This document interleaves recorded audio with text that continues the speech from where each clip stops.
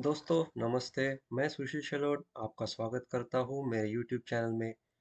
हर्ष से आप ये वीडियो देखिए और नई नई चीज़ें सीखते जाइए। इस वीडियो में मैंने एक टॉपिक ऐसा चुना है जो कि हम लोगों के बहुत दिल के करीब है। हम जानना चाहते हैं किसी भी एक तारीख को, किसी भी एक दिनांक या किसी तिथि को कौन सा दिन आता है। तो इस वीडियो में हम जानेंगे किसी भी मान्य तिथि या दिनांक। मान्य का मतलब मैं आपको समझाता हूँ। किसी भी मान्य तिथि या दिनांक का कार्य दिवस क्या है, ये जानने के लिए चलिए हम चलते हैं एक्सेल के ऊपर। एक्सेल में एक्सेल में जब हम आ रहे हैं, इस वर्कबुक में हम आए हुए हैं, तो हमें आपको पहले दो चीज़ें बताना चाहूँगा जो कि बहुत ज़रूरी है। पहली चीज़ ये कि एक्सेल में सारी की सारी चीज़ें ग्रेगोरियन कैलेंडर के हिसाब से होती है। ग्रेगोरियन कैलेंडर ये अंग्रेजी तिथि पे चलता है। दूसरा दूसरी चीज़ मैं आपको ये बताना चाहूँगा कि जब से एक्सेल बना है, तो एक्सेल में कोई भी मान्य तिथि 1 जनवरी 1900 के बाद की ही तिथि मान्य होती है। अगर हम उसके पहले की तिथि अगर दर्ज करते हैं, रजिस्टर करते हैं, एंटर करते हैं, तो वो अमान्य होती है। उदाहरण के तौर पे मैं आपको दिखा देता हूँ। यहाँ पे डेट के सेल में मैं आपको 0101 से 1888 डाल देता हूँ, जो कि 1900 से पहले वाली तारीख है। तो वो तारीख तो उसने दी है, लेकिन अगर मैं चाहूँ कि ये दिन कौन सा था, एक्सेल की मदद से मैं ढूंढना चाहूँगा, तो वो नहीं होगा। दोस्तों इसके लिए मैं वीकडे इस फंक्शन की मदद लेना चाहूँगा। तो वीकडे क्या होता है, ये मैं आपको डेमोन्स्ट्रेट कर देता हूँ। तो वीकडे फंक्शन में सीरियल नंबर कोई देते हैं हम, तो वो उसका रिटर्न टाइप दिखाता है। अभी सीरियल नंबर का क्या मतलब है, मैं आपको बोलता हूँ। एक्सेल में 1 जनवरी 1900 के बाद का हर एक दिन ऐड किया जाता है अगले तारीख के लिए। इस हिसाब से अगर आज की तारीख हम देखें, तो शायद ये 44,440वां दिन है, 1 जनवरी 1900 के बाद। तो अगर मैं यहाँ पे जाता हूँ और सीरियल नंबर के तौर पे मैं इस डेट के सेल को, इस तारीख के सेल को मैं चुनता हूँ और मैं इसको क्लोज पैरेंथेसिस या क्लोज ब्रैकेट करता हूँ और एंटर करता हूँ, तो वहाँ पे एरर आ गया वैल्यू। जब वैल्यू एरर आता है एक्सेल में, इसका मतलब वो अंक, वो डिजिट या वो तारीख वो पढ़ नहीं पाता। इसलिए 1888 जो साल मैंने डाला था, ये अमान्य तिथि है। अगर मैं इसको बदल के 1900 कर देता हूँ, तो वहीं पे हमें एक दिख रहा है। तो वीकडे एक है। वीकडे एक का मतलब ये होता है कि वो इतवार है। अगर एक है तो इतवार, दो है तो सोम, तीन है तो मंगल, चार है तो बुध, पांच है तो गुरु, छह है तो शुक्र और सात है तो शनि। इस तरीके से हर एक वार को एक एक नंबर दिया जाता है वीकडे में। अब मैं चाहूंगा कि कोई भी यहाँ पे डेट डालूं, मैं कोई भी एक तारीख या दिनांक डालूं जिसके अनुसार मैं उसका वीकडे देखना चाहता हूँ। तो चलिए, आज की तारीख है 2 अगस्त 2 अगस्त 2021। अगर मैं ये डाल देता हूँ और आज का दिन है सोमवार, तो उस हिसाब से यहाँ पे वीकडे नंबर जो आया है, वीकडे का क्रमांक जो आया है, वो 2 आया है। इसका मतलब आज का दिन सोमवार है। इस तरीके से वीकडे फंक्शन इस्तेमाल की जाती है। अब वीकडे फंक्शन समझने के बाद मैं आपको 3 तरीके बताऊंगा कि जिससे हम किसी एक मान्य तारीख की, मान्य दिनांक की वीकडे या कार्य दिन ढूंढ सकते हैं। चलिए तो शुरुआत करते हैं फंक्शन इफ से। तो इफ ये सबसे पहले आई हुई फंक्शन है एक्सेल में, उसके बाद इफ एस आई और उसके बाद स्विच आई। तो इफ कैसे इस्तेमाल किया जाता है, इसका मैं आपको डेमो देता हूँ। चलिए हम शुरू करते हैं इफ से। इफ में पहली चीज होती है लॉजिकल टेस्ट। तो अगर मैं लॉजिकल टेस्ट पे जाता हूँ, अगर मैं कहता हूँ कि C2 सेल जो है इज इक्वल टू 1, अगर वो 1 आता है, तो मुझे क्या दिखना चाहिए, मंडे। ठीक है। इस हिसाब से मैं सारे दिन डाले जाऊंगा अभी। ये रहा दोस्तों आपके सामने, मैंने पूरा फॉर्मूला या पूरा फंक्शन यहाँ पे लिख दिया है। तो आप देखेंगे तो if C2 is equal to 1 तो आएगा Sunday, if C2 is equal to 2 तो आएगा Monday, if C2 is equal to 3 या 3 आएगा तो आएगा ट्यूसडे। ट्यूसडे की स्पेलिंग गलत है, माफ कीजिएगा मुझे। खैर कोई बात नहीं। हमें यहाँ सीखना है कि इफ, नेस्टेड इफ कैसे इस्तेमाल किया जाता है। तो आप देखोगे यहाँ पे, तो जब मैंने नेस्टेड इफ डाला है और उसको एंटर करता हूँ तो वहाँ पे आज का दिन कार्य दिन आया है मंडे। इस तरीके से नेस्टेड इफ यूज किया जा सकता है। अब चलते हैं इफ एस के ऊपर। मैं आपको पहले दोनों तीनों तरीके दिखा देता हूँ, उसके बाद हम उसको कंपेयर करेंगे, समझेंगे कि ये कैसे यूज किया जाता है। तो इफ एस में पहली चीज आती है लॉजिकल टेस्ट वैल्यू। तो लॉजिकल टेस्ट वैल्यू यहाँ पे वही होगा C7 या C2 जो सेल है, C2 सेल है इज इक्वल टू, अगर 1 आता है तो वैल्यू इफ ट्रू क्या आनी चाहिए, तो आएगा संडे। तो चलिए दोस्तों, मैं पूरा फंक्शन लिख देता हूँ। ये रहा पूरा फंक्शन, आपके सामने मैंने लिख दिया है। तो इफ एस फंक्शन में हम यूज करते हैं C2 इज इक्वल टू 1 है तो Sunday, C2 is equal to 2 है तो मंडे है। अगर हम देखेंगे इफ के कंपैरिजन या इफ से हम कंपेयर करते हैं तो यहाँ पे हमें ये दिखेगा कि इफ एस में हमें इफ 7 बार लिखना नहीं पड़ा है। तो इफ एस थोड़ा ज़्यादा मैच्योर और लंबाई में थोड़ा कम हो गया है, और आउटपुट वही देगा, रिजल्ट वही देगा। तो ये आ गया अपने सामने मंडे। तो तारीख है 2 अगस्त 2021, दिनांक आज की है और आज का दिन है मंडे। तो इस तरीके से हमने इफ देखा। वापस मैं इफ फंक्शन पे जाता हूँ। अगर मैं इफ को पढ़ता हूँ तो यहाँ पे हमने 7 बार इफ फंक्शन नेस्ट की है।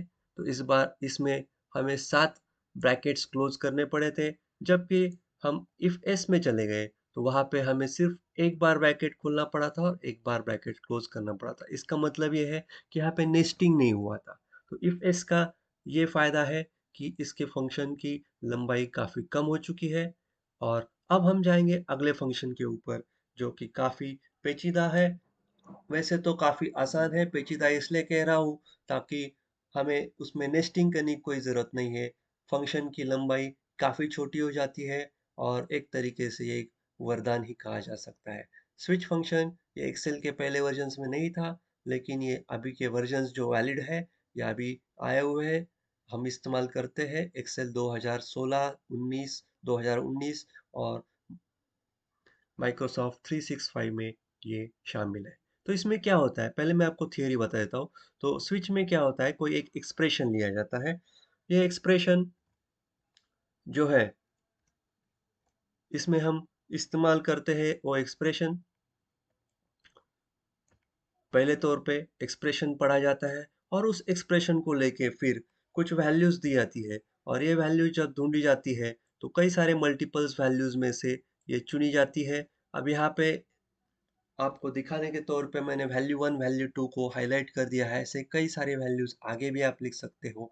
और उन वैल्यूज के चुनने के बाद या उन वैल्यूज के डेफिनेशन के बाद हम क्या दिखाते हैं, तो हम दिखाते हैं या तो फिर वो फंक्शन जो है वो क्या रिटर्न करता है, आउटपुट जो देता है, तो वो संबंधित परिणाम या नतीजे हमें देता है अगेंस्ट वो वैल्यूज। उदाहरण के तौर पे हमने अभी देखा, अगर वैल्यू 1 है तो रिजल्ट आएगा संडे, अगर वैल्यू 2 है तो रिजल्ट आएगा मंडे, वगैरह वगैरह। इस तरह से हम इस फंक्शन का इस्तेमाल कर सकते हैं। तो इस थियरी के बाद मैं आपको इस फंक्शन की तरफ ले जाता हूँ। इस फंक्शन के कुछ ड्रॉबैक्स भी है, डिसएडवांटेजेस भी है। इसमें हम केवल इज इक्वल टू यूज कर सकते हैं। जहाँ तक इफ और इफ एस का सवाल है, हम ग्रेटर देन, स्मॉल देन या कई सारे अन्य सिंबल भी यूज कर सकते हैं। खैर, इस ब्रीफिंग के बाद मैं आपको स्विच फंक्शन दिखा देता हूँ अब कैसे लिखा जाता है। तो स्विच में पहली चीज जो दी जाती है वो है एक्सप्रेशन। तो यहाँ पे हम एक्सप्रेशन चुनेंगे। वीकडे, मैं पूरा वीकडे यहाँ पे चुन रहा हूँ। और वीकडे कौन सा होना चाहिए, तो मैं यहाँ पे सीधा तारीख या दिनांक का जो सेल है उसको क्लिक कर देता हूँ। तो जो हमें सेल C2 में मिल रहा था वीकडे का नंबर, वो यहाँ पे इस एक्सप्रेशन में आएगा। स्विच फंक्शन आप किसी एक अंक या किसी टेक्स्ट के ऊपर यूज कर सकते हो। तो यहाँ पे वीकडे B2, जो B2 में हमारी दिनांक है, हमारी तिथि है, उसका जो न्यूमेरिकल कन्वर्जन आएगा तो वो वीकडे होगा 2, जो कि हमने ऊपर C2 सेल में देखा है। ये आने के बाद आगे मैं फंक्शन लिखता हूँ। दोस्तों, ये रहा अपना फंक्शन, पूरा आपके सामने लिखा हुआ है। तो इसका सिंटेक्स मैं आपको एक बार पढ़ के बता देता हूँ। तो स्विच फंक्शन में पहली चीज़ आती है वो है एक्सप्रेशन, दूसरी चीज़ उसमें है वो है आपकी पहली वैल्यू जो आपके एक्सप्रेशन का कंपैरिजन किया जाएगा इस वैल्यू के साथ। तो पहली वैल्यू है 1, दूसरी वैल्यू है 2, 3, 4, 5, 6 ऐसे 7 वैल्यूज़ है यहाँ पे। फिर पहला रिजल्ट या रिजल्ट 1 जिसको हम कहते हैं वो है संडे। तो आपको रिजल्ट भी दिखा देता हूँ पहला रिजल्ट कौन सा है। ये रहा वो पहला रिजल्ट संडे, दूसरा रिजल्ट है मंडे, तीसरा है ट्यूसडे और इस तरीके से so on and so fourth यहाँ पे आगे रिजल्ट्स है। राइट।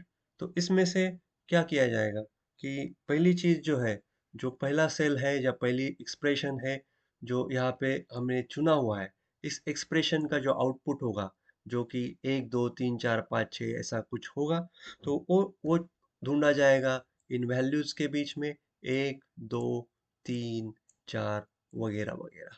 तो ये जो वैल्यूज है ये आगे इस तरीके से यहाँ पे हमें दिख रही है वैल्यूज, नीले कलर में मैंने मार्क किए हैं, ग्रीन कलर में रिजल्ट्स मार्क किए हैं और रेड कलर में लाल कलर मैंने एक्सप्रेशन मार्क किया है। एक्सप्रेशन या तो न्यूमेरिकल हो सकता है या तो टेक्स्ट हो सकता है। तो इस सिंटेक्स के बाद, इस एक्सप्लेनेशन के बाद अब आपको स्विच फंक्शन काफ़ी क्लियर हो गई होगी। अगर आप अंग्रेजी में यही वीडियो देखना चाहते हैं, यही वीडियो का मतलब स्विच फंक्शन के बारे में, जहाँ पे कई सारे और डेमोन्स्ट्रेशंस, कई और सारे नमूने दिए हुए हैं, वो आप अंग्रेजी में मेरे चैनल पे देख सकते हैं। या तो फिर आप हिंदी में ये जो मैंने वीडियो आपको प्रस्तुत की है जिसमें कि मैंने किसी एक दिनांक या तारीख को उठा के उसका वीकडे कैसे ढूंढा जा सकता है, ये मैंने आपको यहाँ पे बताया है, ये आप यूज़ कर सकते हो। तो आप देखोगे कंपैरिजन में इफ एस और स्विच के बीच में अगर आप कंपेयर करते हो तो स्विच जो फंक्शन है इसमें एक्सप्रेशन एक बार ही देना पड़ता है, हालांकि इफ एस में हर बार हमको वो एक्सप्रेशन देना पड़ रहा था। यहाँ पे वैल्यूज और रिजल्ट्स जो है वो रिपीट हो रहे हैं या कई सारे वैल्यूज और कई सारे रिजल्ट्स आ रहे हैं, जिसमें से पहली मैच्ड वैल्यू अगर आप यहाँ पे देखोगे तो यहाँ पे जो वीकडे आएगा 2 अगस्त 2021 का, ये नंबर 2 है और नंबर 2 यहाँ पे मंडे है। तो यहाँ पे स्विच फंक्शन क्या करेगा, पहले वो वैल्यू 1 के साथ उसको मैच करेगा, नहीं मैच हो रहा है तो अगले वैल्यू के साथ मैच करेगा, नहीं होगा तो तीसरे चौथे और ऐसे इस तरीके से आगे वाले वैल्यूज के साथ मैच करेगा। और जिस भी वैल्यू के साथ पहली बार मैच होगा उसका संबंधित नतीजा जो है, परिणाम जो है, जो रिजल्ट है, उसको यहाँ पे हाईलाइट किया जाएगा। तो इसके साथ मैं अभी एंटर दबाऊंगा और हम देखेंगे कि इसका आउटपुट जो है, स्विच का आउटपुट मंडे आया है। तो हमने 3 तरीके से अब तक देखा, इफ एस और स्विच के साथ, कि किसी एक दिनांक का वीकडे कैसे लाया जा सकता है। अगर हम वीकडे 2 है बोलेंगे तो किसी साधारण आदमी को नंबर 2 वीकडे समझ में नहीं आएगा, हालांकि अगर उसको हम कहेंगे सोमवार तो आसानी से उसके समझ में आ जाएगा। अगर मैं ये दिनांक बदल देता हूँ और इसको मैं करता हूँ 3 अगस्त 2021, तो यहाँ पे हमें ट्यूसडे दिखाई देगा और इस तरीके से हर एक दिनांक का हम फाइंड आउट कर सकते हैं, ढूंढ सकते हैं। अब किसी को शुरुआत के साल की शुरुआत में उसको अपनी छुट्टियां प्लान करनी होती है, तो वो सोच रहा है कि इस बार जो क्रिसमस आने वाला है वो कौन से दिन पड़ता है। तो चलिए हम देख लेते हैं। 25 दिसंबर 2021 ये आएगा शनिचर को और ये 7वां दिन होगा उस हफ्ते का। तो उस हफ्ते के 7वें दिन अगर किसी को शनिचर और इतवार को छुट्टी होती होगी तो ये उसके छुट्टी के दिन पड़ेगा।